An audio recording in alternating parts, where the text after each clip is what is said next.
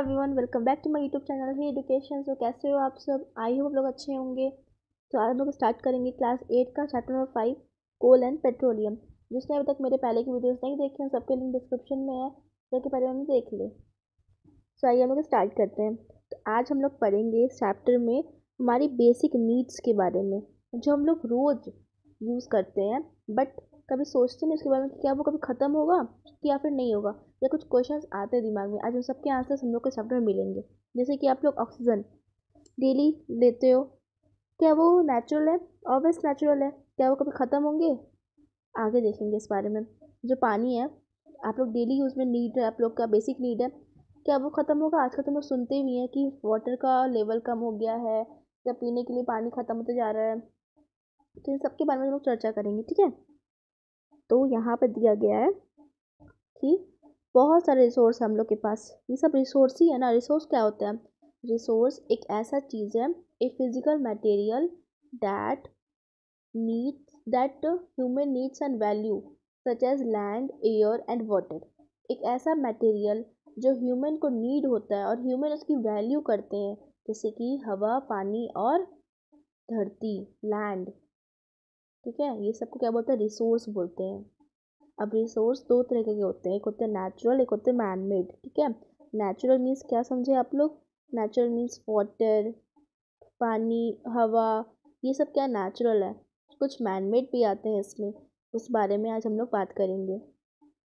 तो man made यहाँ पे बताया गया दो तरीके से, ठीक है। नेचुरल बताया गया दो तरीके से, इनएग्जॉस्टिबल और एग्जॉस्टिबल। नेचुरल सोर्स को जो है दो पार्ट में डिवाइड किया गया है। ये क्या क्या यहाँ पे देखिए लिखा हुआ है, इनएग्जॉस्टिबल और एग्जॉस्टिबल। अब ये दोनों होता क्या है? ये दोनों बहुत कंफ्यूजिंग लग रहा है ना वर्ड, सिर्फ इसमें आई एन लगा के इसको वो किया गया है।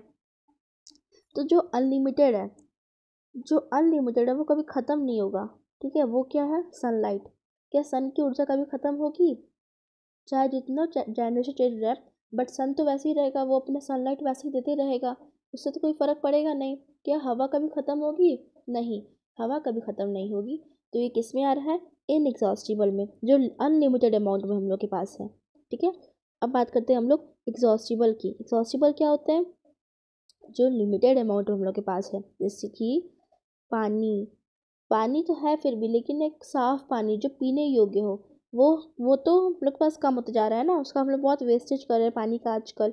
मिनरल्स, कोल, पेट्रोलियम, फॉरेस्ट, ठीक है, एनिमल्स, ये सब भी तो ख़त्म होते जा रहे हैं, ठीक है। तो आज हम लोग इस बारे में बात करेंगे। ठीक, एग्जॉस्टिबल में क्या क्या आ गया? ऐसा रिसोर्स जो लिमिटेड अमाउंट में है, ठीक है। आगे देखते हैं। यहाँ पे आज हम लोग बात करेंगे फॉसिल फ्यूल्स के बारे में। चैप्टर का नाम ही हम लोग का यही है, कोल एंड पेट्रोलियम, ठीक है। तो मेनली आज हम लोग इस बारे में बात करेंगे कि फॉसिल फ्यूल्स होते कैसे हैं, ये बनते कैसे हैं, ठीक है। फॉसिल फ्यूल्स में एग्जांपल क्या क्या आते हैं, इन सब के बारे में बात करें। सबसे पहले यहाँ पे दिया हुआ है कोल। ये कोल क्या होता है? कोल के बारे में सब कुछ सुने होंगे, ठीक है। ये एक ब्लैक कलर का सब्सटेंस होता है, बहुत हार्ड होता है, इतना हार्ड, ये जैसे पत्थर होता है ना, हार्ड स्टोन होता है ना, उतना ये हार्ड होता है, ठीक है। ये वन ऑफ द फ्यूल है जो खाना बनाने काम आता है। अभी तो नहीं, अब तो गैस चूल्हा आ गया है, बट पहले क्या होता था? पहले ना कोयला को जो है जलाते थे, उसके ऊपर खाना रख के पकाते थे ये लोग, ठीक है। लेकिन अब तो ऐसा कुछ नहीं है। और क्या होता था इसमें? ये जो है रेलवे इंजन्स स्टीम प्रोड्यूस करने में भी हेल्प होता था, ठीक है। जब ट्रेन चलती थी ना, तो उसके नीचे वहाँ पर कोयला रखा रहता था, उस कारण से ट्रेन जो है चलती थी। ये पहले ये जो है इलेक्ट्रिसिटी प्रोड्यूस करने में भी हेल्प करता है थर्मल पावर से, ठीक है। तो इन सब कोल का यूजेस आप लोग देख लिए रेलवे इंजन्स में। सेकेंड, पहले तो था खाना, अभी भी कहीं कहीं होता होगा, खाना बनाने की हेल्प करता था। और तीसरा क्या है? इलेक्ट्रिसिटी प्रोड्यूस करने में, ठीक है। कोल बहुत सारी इंडस्ट्री में भी यूज़ होता है एज अ फ्यूल। अब कोल की कहानी समझते हैं हम लोग, कोल बना कैसे, ठीक है, कोल आया कैसे। ये 300 मिलियन साल पहले की कहानी है, सिर्फ 300 नहीं, 300 मिलियन ईयर एगो, ठीक है। बहुत घना फॉरेस्ट हुआ करता था, ठीक है, एरिया पे। फिर ना मतलब नेचुरल प्रोसेस होते रहता है, जैसे कि फ्लड आया तो क्या हुआ, ये फ्लड आते गया, इस कारण से क्या हुआ, ये फॉरेस्ट जो है ना टोटली सॉइल के अंदर दफना गया। मैं समझाती हूँ आप लोगों को। सपोज ये हमारा ट्री था, बहुत सारे यहाँ पर ट्रीज वगैरह थे लो लैंड एरिया पर। फ्लड वगैरह आया इन सब के ऊपर, आते गया, मतलब कितना ही स्ट्रांग होगा। फ्लड आ गया, आया आया। उसके बाद फिर क्या हुआ, एक समय ऐसा आया, फिर एक टाइम ऐसा आया कि ये जो पेड़ था ना हमारा, ये गिर गया और पार्ट्स में टूट गया, और जितने यहाँ पे प्लांट्स वगैरह थे ये सब टूट टूट गए। फिर उसके ऊपर से मिट्टी चली, हवा चली, इन सब के ऊपर परत परत बैठती चली गई। ठीक है, परत परत बैठ चली गई, यहाँ पे धूल की, मिट्टी की, सॉयल की, ये सब दफनाता चला गया। ये जो ट्री था हमारा, और भी बहुत सारे वो सब थे, ये सब क्या हो गए, इसके अंदर दफनाते चले गए। इस कारण से क्या हुआ, अंदर चलते गए वहाँ पे, मतलब इतना वहाँ पे हाई टेम्परेचर था, उस कारण से ये अंदर ही अंदर चलते गए इतना ज़्यादा वहाँ पे अंदर, मतलब जमीन जाना तो हाई प्रेशर और हाई टेम्परेचर होता है ना, तो वहाँ पे इतना ज़्यादा हाई टेम्परेचर था, हाई प्रेशर था, जिस कारण से डेड प्लांट मर, अब तो मर गए क्योंकि ना उन्हें हवा मिल रहा है ना कुछ मिल रहा है। तो वो डेड प्लांट्स जो है धीरे धीरे, एकदम धीरे धीरे कन्वर्ट होते होते वो कोयला में कन्वर्ट हो गए। और उस कोयला में मेनली क्या होता है, कार्बन होता है। ये बहुत स्लो प्रोसेस है, किसी भी डेड वेजिटेशन को कोयला में कन्वर्ट करना, इसको हम लोग बोलते हैं कार्बोनाइजेशन, क्योंकि इसमें कार्बन मेनली प्रेजेंट है, इसलिए हम लोग बोलते हैं कार्बोनाइजेशन। तो आपको एग्जाम में आ सकता है, what is carbonisation, the slow process of conversion of dead vegetation into कोयल इज कॉल्ड कार्बोनाइजेशन। ये किससे बनता है, ये जो है बताया तो कैसे बनता है ये बहुत, मतलब लगभग इसमें 300 मिलियन ईयर लगते हैं। ठीक है, ये कोई एक दो साल काम नहीं है, ये 300 साल हो जाते हैं इसको बनते बनते। तो जो कितना बड़ा काम है, तो कितना बहुत टाइम टेकिंग है प्रोसेस है ये। जब हम लोग कोयला को गर्म करते हैं तो उसमें से मेनली जो है कार्बन डाइऑक्साइड गैस रिलीज होता है।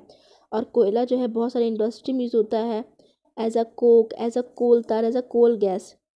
ठीक है, जब कोयला को प्रोसेस करते हैं, जब कोयला को आगे और प्रोसेस करते हैं ना, तो उसमें से मोस्टली जो है 3 तरह का प्रोडक्ट मिलता है हम लोग को। पहला क्या है, कोक, दूसरा कोल तार, और तीसरा कोल गैस।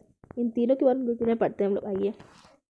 तो यहाँ पर देखिए कोक, कोक के बारे में क्या लिखा हुआ है, तो कोक भी टफ होता है, हार्ड होता है, ब्लैक कलर का होता है ये, लेकिन प्योरेस्ट फॉर्म होता है। कोक क्या होता है, बिल्कुल प्योरेस्ट फॉर्म ऑफ कोयला होता है। तो पूछेगा कोई आपसे प्योरेस्ट फॉर्म ऑफ कोयल क्या होता है, कोयला क्या होता है, वो कोक होता है।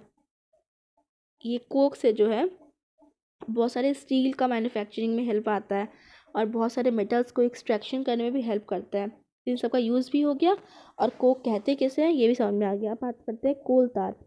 ये जो कोल तार होता है इसका बहुत ही गंदा स्मेल होता है, और ये बहुत ही थिक लिक्विड होता है, मतलब लिक्विड कौन सा, विस्कस वाला, थोड़ा इसमें वॉल्यूम रहता है, डेंसिटी रहती है इसमें, थोड़ी गहरा लिक्विड होता है ये कोल तार टाइप लिक्विड होता है। ठीक है, इसका स्मेल बहुत ही गंदा होता है, ये ब्लैक कलर का होता है। इसमें मिक्सचर किस, इसमें लगभग 200 सब्सटेंस का मिक्सचर होता है। और इस कोल तार कैसे यूज होता है, कोल तार जो है हम लोग ने सिंथेटिक डाइज, ड्रग्स बनाने में, एक्सप्लोसिव बनाने में, perfumes, plastic, paints, photographic material, और ये सब चीज़ों में काम आता है। ठीक है, और कोल तार से बहुत सारे इंसेक्ट भी ऑप्टेन होते हैं। ठीक है, जहाँ गंदी चीज़ों वहाँ तो ऑप्टेन होता ही, इंसेक्ट वगैरह होते ही हैं, तो वैसे ही। ठीक है, फिर बात करते हैं हम लोग कोल गैस की। तो कोल गैस कैसे बनता है, कोयला को ही प्रोसेस करते हैं हम लोग, तो इससे हम लोग को कोक निकलता है, फिर कोक को ही यूज़ किया जाता है एज अ फ्यूल, उसको हम लोग बोलते हैं कोल गैस। ठीक है, कोल गैस जो है स्ट्रीट लाइटिंग में भी यूज़ आया था। यहाँ पे देखिए लिखा हुआ है कोक गैस का यूज़ क्या क्या है, यहाँ पे लिखा हुआ है स्ट्रीट लाइट, तो आप लोग ध्यान रखना। तो आई होप आप लोग क्लियर होगा कि ये इनएग्जॉस्टिबल क्या होता है, एग्जॉस्टिबल क्या होता है, उसके एग्जाम्पल क्या क्या होते हैं, फिर कोयला कैसे बना। ठीक है, उसके पीछे की प्रोसेस क्या थी, स्टोरी क्या थी, कैसे वो डेड वेजिटेशन को जो है धीरे धीरे कोयला में कन्वर्ट किया, लगभग 300 साल लग गया उसको कन्वर्ट होते होते। उसमें से 3 तरह का मोस्टली चीज निकला, कोक, कोलतार एंड कोल गैस। इन तीनों को हम लोग पढ़ लिए। अब लोग आगे देखते हैं, आगे क्या है, पेट्रोल। हम लोग का पहला टॉपिक कंप्लीट हो गया, कोल का कंप्लीट हो गया, कोयला। ये बात करेंगे पेट्रोलियम के बारे में। पेट्रोलियम क्या होता है, तो पेट्रोलियम भी एक नेचुरल रिसोर्स है, जो मतलब आज हम लोग सुनते हैं ना पेट्रोल डीजल, ये तो मोस्टली बहुत कॉमन नेम है जो लगभग सब कोई सुन लेता है। ठीक है, लेकिन ये ऑयल होता है एक तरीके का। ठीक है, जो कि अर्थ से ही मिला है, ये भी अर्थ के अंदर से ही हम लोग को मिला है। पेट्रोल जैसे कोयल मिला था ना, कोयला मिला था ना, वैसे ही पेट्रोल भी हम लोग को अर्थ के अंदर से ही मिला है। उसके पीछे भी सेम ही स्टोरी है लगभग। ठीक है, आइए वो देखते हैं पेट्रोलियम कैसे निकला, कैसे बना। तो जो ऑर्गेनिज्म, जो एक्वेटिक ऑर्गेनिज्म, जो पानी के अंदर रहते हैं, जो किसी समुद्र के अंदर रहते थे, ठीक है, वो जब ऑर्गेनिज्म मरते गए, पानी में ही, मतलब पानी में ही रहते तो पानी में ही मरे तो फिर ना इनकी बॉडीज जो है सबसे निचले हिस्से में जाके जमा होती गई। देखिए मैं दिखाती हूँ आप लोग को, जैसे कि यहाँ तो फोटो बना ही हुआ है पर उतने अच्छे से नहीं, रुक मैं दिखाती हूँ। जैसे ये हमारा सी है, ठीक है, यहाँ बहुत सारा एक्वेटिक एनिमल्स है। इसका लो लैंड एरिया यहाँ पर है, तो यहाँ पे सारी मर मर के इकट्ठा होती गई। इनके ऊपर मिट्टी की परत बैठती गई और लगभग बहुत मिलियंस ऑफ ईयर लगते गए under high pressure and high temperature, तब जाके जो है ये डेड ऑर्गेनिज्म जो है नेचुरल गैस और पेट्रोल में ट्रांसफॉर्म्ड हो पाए। ये कोई छोटा मोटा प्रोसेस नहीं है, ये बहुत मिलियन ईयर का प्रोसेस सब है। ठीक है तो सेम प्रोसेस, उसमें डेड वेजिटेशन होता है, इसमें डेड ऑर्गेनिज्म हुए हैं। बस फ़र्क कितना है कि वो लैंड एरिया पे हुआ था, ये भी तो लैंड एरिया पे हुआ है, बट ये सी के अंदर वाले लैंड एरिया पे हुआ है। ठीक है, इन दोनों में फ़र्क समझ में आ गया। इन दोनों को याद रखना बहुत ईजी है, आप लोग ये पढ़ना, आप लोग को याद अच्छे से हो जाएगा। अब हम लोग जैसे कोयला को प्रोसेस किए थे, वैसे ही हम लोग पेट्रोल को प्रोसेस करेंगे कि इसमें से क्या क्या निकलता है, पेट्रोल होता कैसे था, फिर ये देख लेते हैं हम लोग।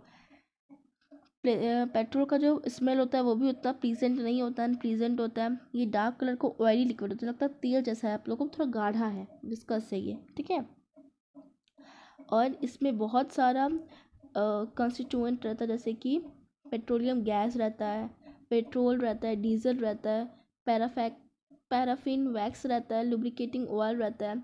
तो इन सबको हम लोग प्रोसेस करके निकालते हैं। ठीक है, एक देखिए है ना, ये बना फोटो, ये देखिए आप लोग, ये जो फोटो बना हुआ है पेट्रोलियम रिफाइनरी का। पेट्रोल यहाँ पे जाता है, रिफाइन होता है, फिर उसमें से बहुत सारा कॉन्स्टिट्यूएंट, बहुत सारी चीज़ें निकलती हैं, जैसे कि lubricating oil, diesel, petrol, petroleum gas, paraffin wax, ये सब निकलता है। ठीक है, जैसे यहाँ पर चार्ट बना के दिया हुआ है, तो हम लोग देखते हैं इसको। पहला यहाँ पे क्या है, एलपीजी गैस। एलपीजी गैस तो मोस्टली हर घर में है आजकल, इंडस्ट्री में भी यूज़ हो रहा है। सेकेंड क्या निकलता है, पेट्रोल। पेट्रोल तो मोटर फ्यूल्स में, एविएशन फ्यूल्स और ड्राई क्लीनिंग में भी यूज़ आता है। ठीक है, केरोसिन ऑयल भी घर में लोग यूज़ कर लेते हैं। ठीक है, डीजल भी हेवी मोटर व्हीकल में यूज़ होता है और इलेक्ट्रिक जनरेटर में यूज़ होता है। लुब्रिकेटिंग ऑयल लुब्रिकेशन में यूज़ होता है। पैराफिन वैक्स जो है वो कैंडल्स, वैसलीन, ये सब में यूज़ होता है। ठीक है, और बिटुमेन ये भी निकलता है, ये जो है पेंट में, रोड सरफेसिंग में भी यूज़ होता है। ठीक है,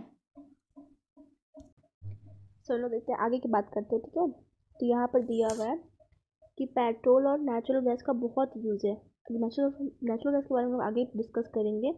पेट्रोल से जो है यहाँ पर पेट्रोकेमिकल बनाकर, पेट्रोकेमिकल से पेट्रोकेमिकल बनता है पेट्रोलियम से, और पेट्रोलियम से भी डिटर्जेंट, फाइबर जैसे कि पॉलिस्टर, नायलॉन, हम लोग पढ़े थे synthetic fibre and polyester, synthetic fibre and plastic में पढ़े थे हम लोग ये सब के बारे में। तो ये सब पेट्रोल से ही बनता है। ठीक है, उसके बाद फिर आगे देखिए, नेचुरल गैस से जो है हाइड्रोजन गैस ऑब्टेन होता है, जो कि फर्टिलाइज़र का काम करता है, यूरिया का काम करता है।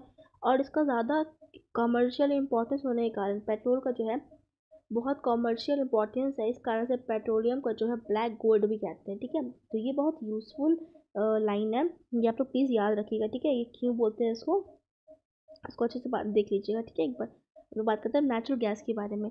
नेचुरल गैस क्या होता है, नेचुरल गैस भी एक बहुत इंपॉर्टेंट फॉसिल फ्यूल्स है, जो पाइप्स के थ्रू जो है ट्रांसपोर्ट होता है ये। ठीक है, नेचुरल गैस को स्टोर कैसे करते हैं, अंडर हाई प्रेशर, जिससे आप सुने होंगे CNG gas, compressed natural gas.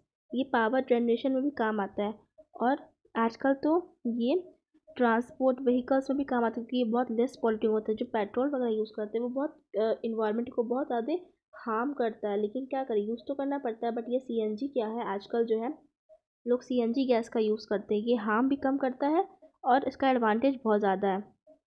ठीक है, और फिर ये जो है होम फैक्ट्रीज़ में सप्लाई होता है पाइप्स के through under high pressure. Gujarat में जो है इसकी पाइपलाइन एग्जिस्ट करती है और बहुत जगह आजकल पाइपलाइन लग रही है सीएनजी गैसेस की, ठीक है। और इससे नेचुरल गैस से जो है फर्टिलाइज़र, केमिकल फर्टिलाइज़र भी बनते हैं। नेचुरल गैस पाया जाता है हमारे इंडिया में जो है मोस्ट मतलब ज़्यादातर नेचुरल गैस कहाँ पाया जाता है? त्रिपुरा, राजस्थान, महाराष्ट्र और भी कृष्णा गोदावरी डेल्टा के किनारे जो है ये सब पाया जाता है, ठीक है। कुछ नेचुरल सोर्स एज लिमिटेड हम लोग देख ली, सब बात कर ली इस बारे में। जैसे कि हम लोग देखें कि हम लोग का कोल एंड पेट्रोलियम जो है लिमिटेड अमाउंट में है, क्योंकि इसको बनने में सालों साल लग जाती है, बन ही रहे हैं बट बहुत टाइम लगता है इनको बनने में, तो ये लिमिटेड अमाउंट में हुए, ठीक है। तो इसको हम लोग यूज़ तो करते हैं क्योंकि इसके बिना तो गुजारा नहीं है, तो यूज़ तो करना ही पड़ता है, बट इसको बोल रहा है थोड़ा इसको एफिशिएंट मेथड से यूज़ करें, थोड़ा इसको अच्छे से यूज़ करें ताकि ये लंबे समय तक टिके और ज़्यादा हार्म भी नहीं, क्योंकि आप लोग सबको पता है कि ये सब जो है हार्म करता है हमारे इन्वायरमेंट को, तो हम लोग उसको एकदम वाइजली यूज़ करें ताकि इतना हार्म भी ना करे और हमारा नेसेसिटी भी वो हो जाए, फुलफिल हो जाए, ठीक है ना। तो कुछ छोटी छोटी चीज़ें जो हम लोग करेंगे तो हम लोग कुछ ना कुछ हेल्प कर सकते हैं इन्वायरमेंट को। जैसे कि मैंने बताया था आप लोग को, प्लास्टिक का यूज़ अगर हम लोग थोड़ा थोड़ा कम करेंगे तो हम लोग थोड़ा हेल्प कर सकते हैं इन्वायरमेंट को। वैसे यहाँ पर भी हम लोग कुछ रूल सीखेंगे, वो आप लोग अप्लाई करोगे तो कुछ हम लोग इन्वायरमेंट को हार्म होने से बचा सकते हैं, ठीक है। तो स्मॉल स्टेप से शुरुआत करेंगे तो वो एक लंबी स्टेप अपने आप बन जाएगी। तो पहला क्या है कि जब आपका कोई मतलब कोई आप व्हीकल्स चला रहे हो तो आप उसको एक कांस्टेंट या फिर मॉडरेट स्पीड में चलाओ, ठीक है, जितना हो सके। उससे क्या होगा, कम आपका डीजल पेट्रोल लगेगा और आपका कम इन्वायरमेंट हार्म होगा। सेकेंड है, जब आप ट्रैफिक पे खड़े हो, ठीक है, अपना इंजन बंद कर दो ना, मतलब गाड़ी बंद कर दो, उस समय क्यों ऑन रखते हो, उस समय अपना क्यों पेट्रोल बिल ख़त्म कर रहे हो, ठीक है, इस बात का ध्यान रखना आप लोग। उसके बाद फिर आप लोग टायर का प्रेशर चेक करते रहिए कि वो ठीक है या फिर नहीं। और व्हीकल्स के रेगुलर मेंटेनेंस कराना बहुत ज़रूरी है, ठीक है। तो आप लोग ये चीज़ ध्यान रखिए, चारों चीज़ आप लोग ध्यान रखना। ये किस कौन ये दिया है ये रिसर्च, तो ये पेट्रोल कंजर्वेशन रिसर्च एसोसिएशन है जो पीपल का एडवाइस करते हैं कि उन लोग पैसे कैसे जो है वो लोग पेट्रोल और डीजल को सेव कर सकते हैं वाइल ड्राइविंग, ताकि वो लंबे समय तक इस चीज़ को यूज़ कर सके और ग्लोबल वार्मिंग जैसे हार्मफुल इफेक्ट से भी हम लोग रिस्क कम होते चले, ठीक है। ये कुछ रूल्स बताए गए हैं और ये चैप्टर बहुत थोड़ा सा, तो ये बहुत जल्दी ख़त्म हो गया। कुछ कीवर्ड्स दिए हुए हैं, सबके यूज़ मैंने बता चुके हैं आप लोगों को आगे ही। अगर कुछ भी दिक्कत है इस चैप्टर में या फिर कुछ समझ नहीं आया तो मुझे प्लीज़ कमेंट करना, मैं आप लोगों के डाउट श्योरली क्लियर करूँगी। और आप लोग इसके एक्सरसाइज ज़रूर सॉल्व करना चाहते हो, अगर मैं इसकी नोट्स प्रोवाइड करूँ या फिर इसका सॉल्यूशन प्रोवाइड करूँ या फिर आगे कैसे किसी वीडियोज़ चाहिए तो उसके लिए मुझे कमेंट आप लोग कर सकते हो, ठीक है। तो हम लोग मिलते हैं नेक्स्ट वीडियो में। Okay bye.